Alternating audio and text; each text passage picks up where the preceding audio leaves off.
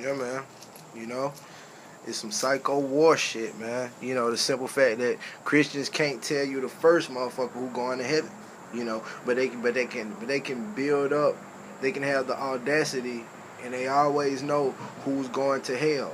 You know, and so the question that this also yields in the mind is, if Christians always have an idea of who's going to hell, or who's going to suffer, or who's going to pay for this sin, or whatever, then what kind of mindset are they in, and what do they feel is going to, do they always feel like they're in hell, being that they always identify with hell and suffering and all these things so much, you know what type of mirror is this to the spirit? That's also a question. What type of mirror is this to the spirit then?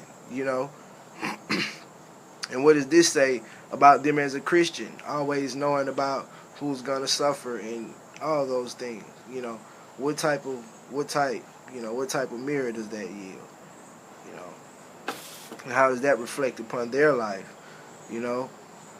Always knowing that, and it's so much so to the point where parents and grandparents can always tell children and other people, that so and so going to hell. You always hear, so and so going to hell for that, whatever, But we can't tell anybody that they're going to heaven or that they're in heaven until they're dead. You and me won't tell us that we're heavenly or that we're God's children or whatever until we dead. God, I know. Well, we know you up in heaven now. Type shit. Lord, take me with him. Take me with you. Why you ain't take me and all this shit? We know he in heaven now, but not one time do they tell these youngins, that by any of their good deeds, that they're going to heaven for that. You never hear that. And this is so much so made us Hellcats to the point where we identify more with war, gossip, foolishness, entertainment, emptiness, violence, sex, and drama. We revel around these things more than we revel around truth, information, research, consciousness, science, intuition, and just communication, true communication. So this is the backwardness that has been cultivated into the spirit through what you call religion. Where just like I was saying, we always know going to hell, but we don't know nothing about heaven.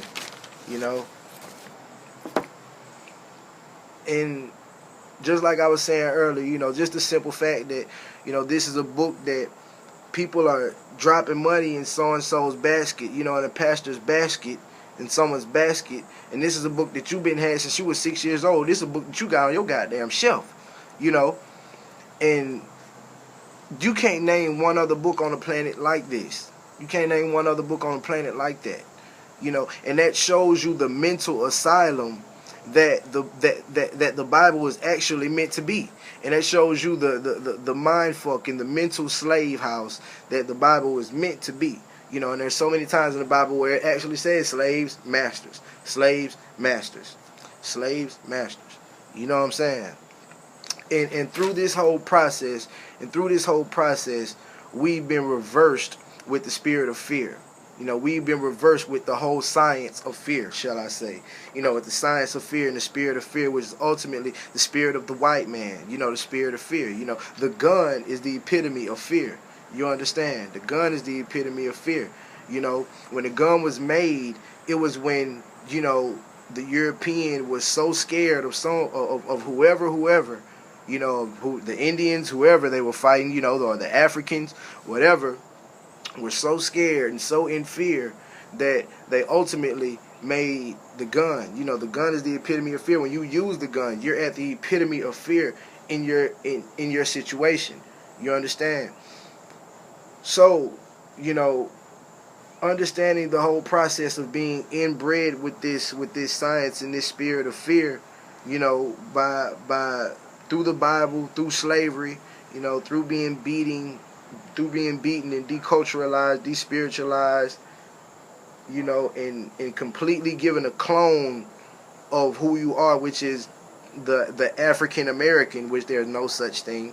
You know, we'll have to get into that one, you know, in a whole nother lecture, you know, or maybe later on in this one.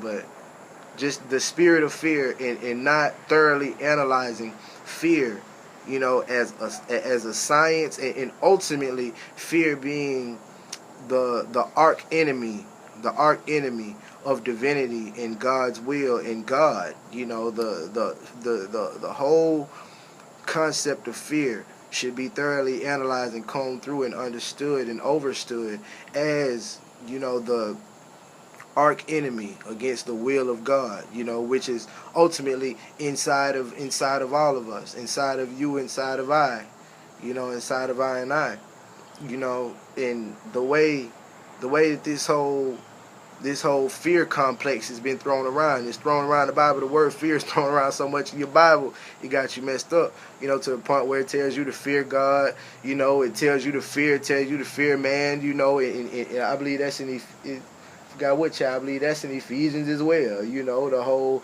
you know, slaves respect your earthly masters with fear and trembling, you know, and yea, though I walk through the valley of death, I shall fear no evil, but shit, telling you Satan over here doing all this, you know, just really leaving your ass paranoid, just leaving you paranoid, you know what I'm saying? It's because it throws around fear so effectively, you know, it throws around this whole concept of fear so effectively, and also us as the African Americans not really understanding the whole process of slavery, not understanding slavery as the epitome of war, and how fear was the main thread, you know, into the African spirit, you know, and how it ultimately broke us, and now it's translated itself to, you know, a point of fear of losing the job, you know, fear of what people will say, you know, all these anxieties, you know, and we would have, and how can you have freedom of speech when so many people fear what other people even say about them, you know, and so many people